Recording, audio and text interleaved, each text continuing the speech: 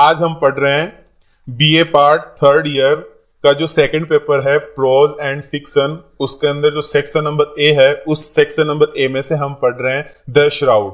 ये एक स्टोरी है जो रिटन बाय मुंशी प्रेमचंद के द्वारा लिखी गई है। इसको आज समझते हैं ये क्या है क्या नहीं है। तो देखिए लिखा हुआ है सबसे पहले इंट्रोडक्शन। आपको इसी तरीके से अगर ये क्वेश्चन श्राउड में से ये कोई क्वेश्चन आता है तो आपको यही लिखना है इंट्रोडक्शन ऑफ द ऑथर। सबसे पहले आपका जो ऑथर है मुंशी प्रेमचंद जी, उनके बारे में आपको लिखना है। फिर लिखना है the main character Ghisu and Madhav. इसमें दो मेन कैरेक्टर है, घीसू और माधव, उनके बारे में आपको कुछ बताना है। फिर माधव की वाइफ है बुदिया, उसके बारे में अपने को बात करनी है। फिर घीसू एंड माधव, ये घीसू ऊ, ठीक है, इसको अपन ऊ कर देते हैं। तो Ghisu and Madhav after Budhiya's death, की जब बुदिया की मृत्यु हो जाती है, उसकी पत्नी की मृत्यु हो जाती है, डेथ हो जाती है, तो घीसू और माधव क्या करते हैं उसके बारे में बात करना है। फिर उसके बारे में आगे लिखा हुआ है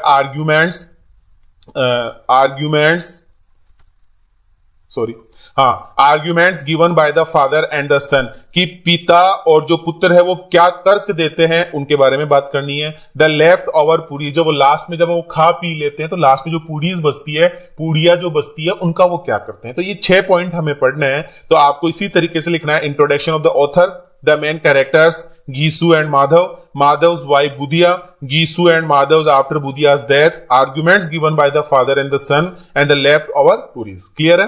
अब देखते हैं एक एक चीज आराम से। पहला पॉइंट आपको दिख रहा है introduction of the author. Black pen से लिखना है, बड़ा शानदार लिखना है और फिर आंसर लिखना शुरू करना है।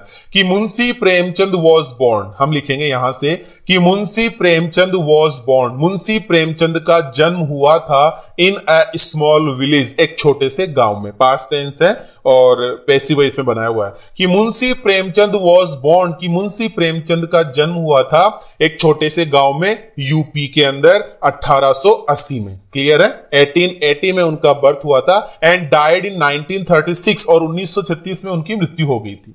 कौन सी एज में उनकी मृत्यु हो गई थी? At the age of 56 years, 56 साल की उम्र में उनकी मृत्यु हो गई थी। ये अपना पहला सेंटेंस था कि मुंशी प्रेमचंद का जन्म एक छोटे से गांव में हुआ था यूपी के अंदर 1880 में, और उनकी मृत्यु 1936 में 56 साल की उम्र में हो गई थी। ठीक है?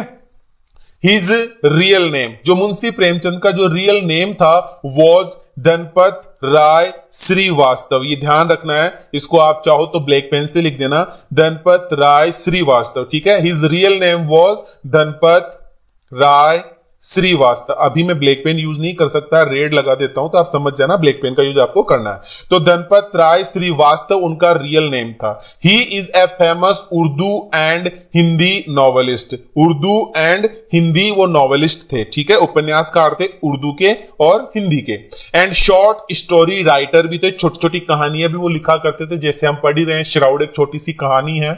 He got his early education in his native village।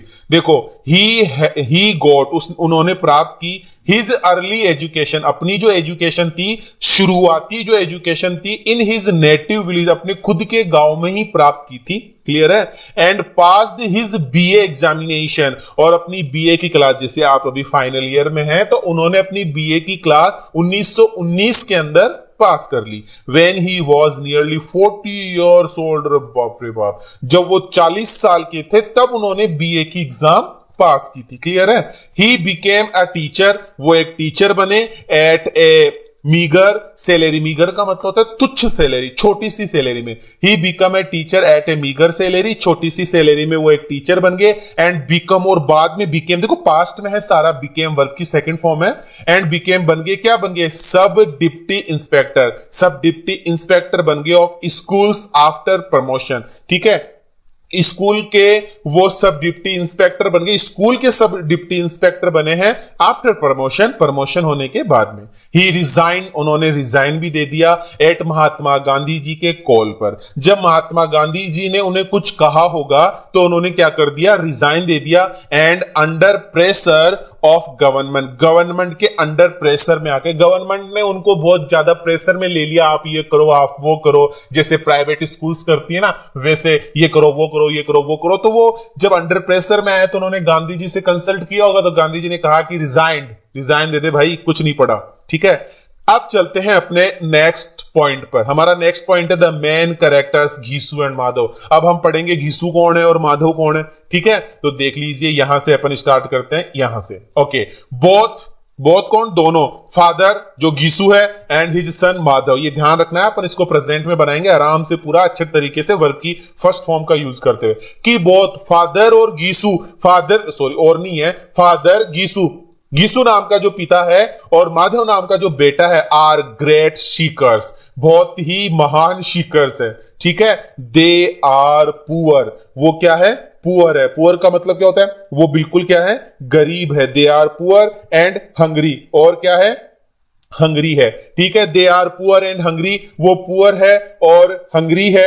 इसके बाद में आगे बात की जा रही है, they are poor and hungry but they have determined, लेकिन बंदे दोनों के दोनों क्या है, डिटरमाइन है। डिटरमाइन का मतलब क्या होता है, एकदम दृढ़ निश्चय वाले हैं, ठीक है, दृढ़ निश्चय वाले हैं। और ये कामचोर थे, ठीक है।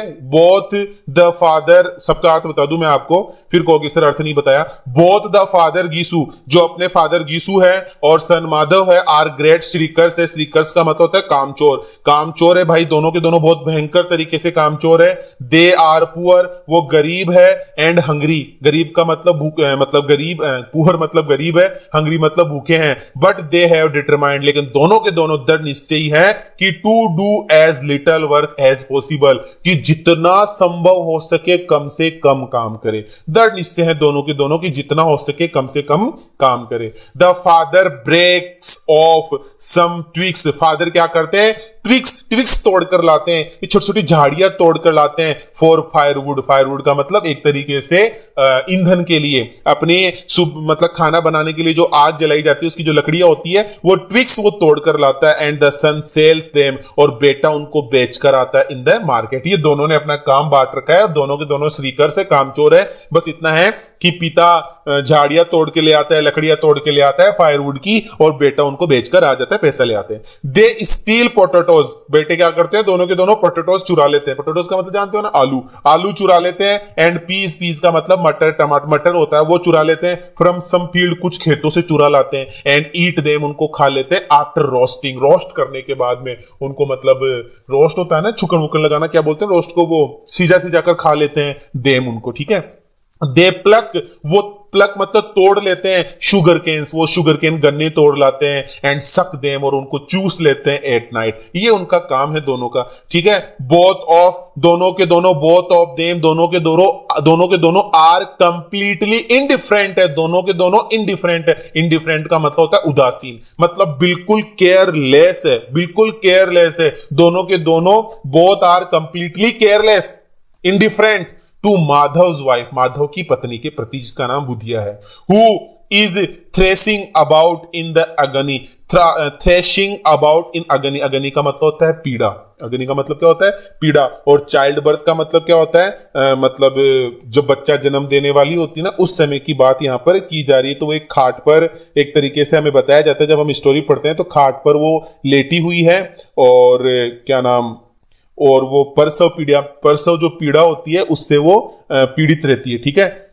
और अब यहां पर हमें बताया जा रहा है कि वो चाइल्ड बर्थ की जो अग्नि है, चाइल्ड बर्थ की जो पीड़ा है, उससे वो जूझ रही है, एकदम बहुत भयंकर तरीके से वो परेशान है, ठीक है। और तड़प रही है कहने का मतलब, और गिड़गिड़ा रही है, इस तरीके से उसकी स्थिति, थ्रेसिंग वाली, गिड़गिड़ाने वाली स्थिति उसकी हो रही है। बोथ ऑफ देम, दोनों के दोनों आर लायर्स, दोनों के दोनों लायर्स, साले दोनों के दोनों झूठे हैं, ठीक है। दे स्पेंड द मनी, दे मतलब वे, स्पेंड मतलब बिता देते हैं, खर्च कर देते हैं। द मनी, वो पैसा, मींट फॉर बुदियाज श्राउड, जो बुदिया के श्राउड के लिए था। मतलब ये गांव में जब ये मर जाती है, मर भी जाती है, जब ये मर जाती है तो ये गांव के लोगों के पास में जाते हैं, ठाकुर के पास में जाते हैं, वहां से झूठ बोल करके मर गई, झूठ तो क्या सही बोलते हैं, गिड़गिड़ाते हैं, मुझे पैसे दे दो, हमें पैसे दे दो। उस पैसे को भी, बुदिया के श्राउड का जो कफन का पैसा था, उसको भी ये बिता देते हैं, कहां, ऑन ड्रिंक्स, दारू पीने में एंड फूड खाना खाने में। आपको पता है, पढ़ तो लिया आपने story. They are good for nothing, कुछ भी नहीं है, बेकार है दोनों के दोनों। हु सिंग, दोनों के दोनों वहां जिस जगह वो दारू वारू पीते हैं, खाना वाना खाते हैं, वहां पर वो गाना गाते हैं फिर, एंड डांस करते हैं, नाचते हैं, इन देयर इन एरिबेटेड कंडीशन, अपनी ड्रंकन कंडीशन में, अपनी बेहुदी, अपनी मतलब होश बिना होश की कंडीशन के अंदर बेहुदी हरकत करते हैं, गाना गाते हैं, डांस करते हैं, गालियां भी बकते हैं, इस तरह की उनकी स्थिति होती है। तो हमने ये इसके बारे में पढ़ लिया, क्या नाम, जो बेटा और क्या नाम पिता था उनके बारे में हमने पढ़ लिया। अब हम अपना अगला जो पॉइंट है उसको कवर करते हैं। हमारा अगला पॉइंट है माधव वाइफ बुधिया। अब माधव की पत्नी जो बुधिया है उसके बारे में पढ़ते हैं, ये कैसी क्या इसकी स्थिति है। देखिए लिखा हुआ है, बुधिया माधव वाइफ, हमें बताया जा रहा है बुधिया कौन है, Madhav wife is central to the story. Central मतलब मुख्य करेक्टर है ऑफ द स्टोरी का। येट फिर भी सी इज सीन, फिर भी ये दिखाई देती है बाय अस, हमारे द्वारा हमें इसको देखा जाता है। Only through the eyes of Madhav and Ghisu, Madhav और गीसू की आंखों के माध्यम से इसको देखा जाता है। ये ध्यान रखने की बात है। ये मतलब इसको पर्टिकुलर हमें दिखाया नहीं जाता है, हमें इसको केवल माधव और गीसू की बातों से ही हमें पता चलेगा बुधिया के बारे में। वी गैदर, हम इकट्ठा करते हैं, हर इमेज, हम उसकी इमेज का पता लगाते हैं, उसका चित्र बनाते हैं, फ्रॉम द कन्वर्सेशन, बातचीत से, ऑफ गीसू एंड माधव और गीसू जो कन्वर्सेशन करते हैं, जो बातचीत करते हैं, उसी से ही हम इसकी फोटो गैदर कर पाते हैं। When the story starts, जब स्टोरी शुरू होती है तो she is in the throes of labor with no help at hand। कहने का मतलब यह है कि she is in the throes, वो बहुत ही भयंकर पीड़ा के अंदर है, तड़प रही है। ये क्या कर रही है, बिल्कुल ये जो स्पेलिंग लिखी हुई है THROES, ये जो थ्रोस यहां पर जो लिखा हुआ है इसका मतलब होता है दम तोड़ देना, बिल्कुल तड़प रही है। She is in throes of labour, labour का मतलब कठिन मेहनत कर रही है, विद नो हेल्प, कोई सहायता नहीं है, एट हैंड, पड़ोस में, पास में, मतलब लेटी हुई है पलंग के ऊपर और भयंकर तरीके से ये तड़प रही है और दम तोड़ने वाली स्थिति का ये लेबर कर रही है, कठिन परिश्रम कर रही है। सी वॉज मैरिड, इसकी शादी हुई थी माधव के साथ में ए ईयर एगो, 1 साल पहले। सी ट्राइड, उसने कोशिश की, to bring about some order in the household and support these lazy people. बहुत अच्छी लाइन है, मैं आपको एक एक वर्ड से समझाता हूं, सुनिए कि सी ट्राइड, वो कोशिश करती थी, टू ब्रिंग लाने की, ब्रिंग अबाउट सम ऑर्डर, वो कुछ ऑर्डर का मतलब क्रम में लाने की कोशिश करती थी, इन द हाउस होल्ड, अपने परिवार को सही ढंग से चलाने की वो कोशिश करती थी, एंड सपोर्ट करती थी, सहायता करती थी, मतलब सपोर्ट करती थी, उनका ध्यान देती थी उनके ऊपर। दीज लेजी पीपल, ये जो दोनों के दोनों आलसी व्यक्ति थे, इनका सपोर्ट करती थी, इनकी सहायता करती थी, बाय वर्किंग हार्ड, कठिन मेहनत करके। She is in real bad shape, she is in real bad shape, वो वास्तव में बहुत ही बदतर स्थिति में थी। नाउ, अब वो बहुत बदतर स्थिति में थी। विदाउट एनी हेल्प, बिना किसी सहायता के, बिना किसी मेडिकल के और बिना किसी और चीज के, ना तो उसके पास दवाई थी, ना उसके पास में कोई था, ना उसकी कोई सहायता करने वाला था। अब उस स्थिति उसकी बहुत ही भयंकर स्थिति खराब थी। सी डाइज, वो मर जाती है, एंड हर चाइल्ड, और उसका जो बच्चा होता है प्रसव पीड़ा में, ऑल्सो डाइज, वो भी मर जाता है, इन हर वूम, उसकी वूम में, उसकी गर्भ में।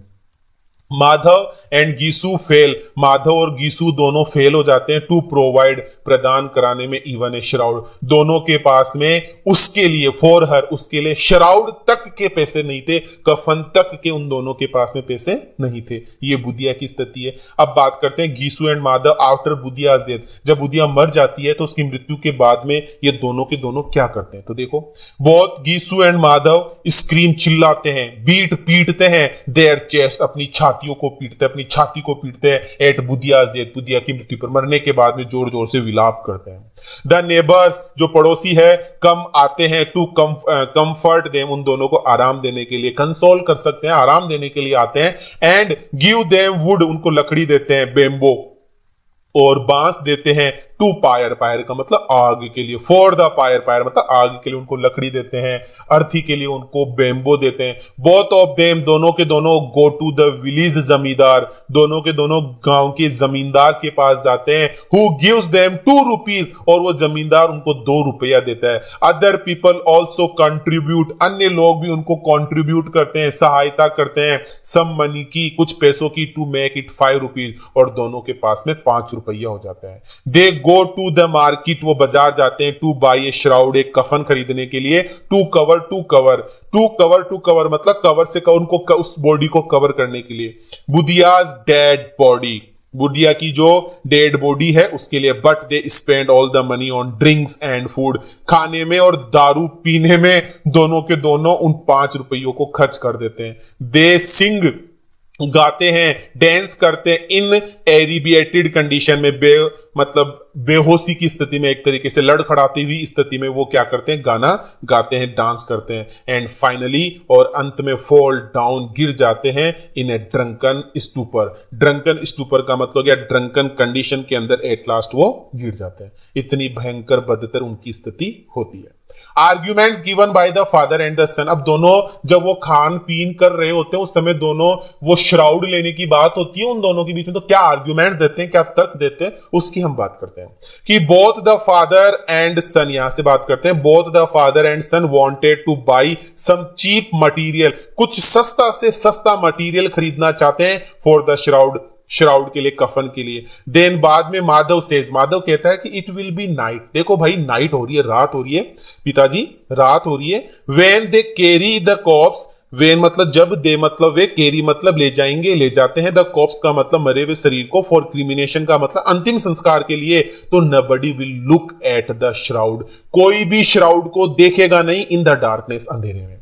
कह रहा है माधव, तर्क देते हुए कह रहा है कि इट विल बी नाइट, देखो पिताजी रात होने वाली है। When they carry the corps, जब वो कॉर्प्स को लेकर जाएंगे सेरेमनी, क्रिमिनेशन करने के लिए, अंतिम संस्कार करने के लिए, जब वह उसको लेकर जाएंगे, बॉडी को लेकर जाएंगे, तो आपको पता है डार्कनेस है, अंधेरा है, कोई उसको नहीं देखेगा। मोर ओवर, इससे ज्यादा, द श्राउड गेट्स बर्न्ट, और श्राउड क्या हो जाएगा, आपको पता है पिताजी, श्राउड जल भी जाएगा।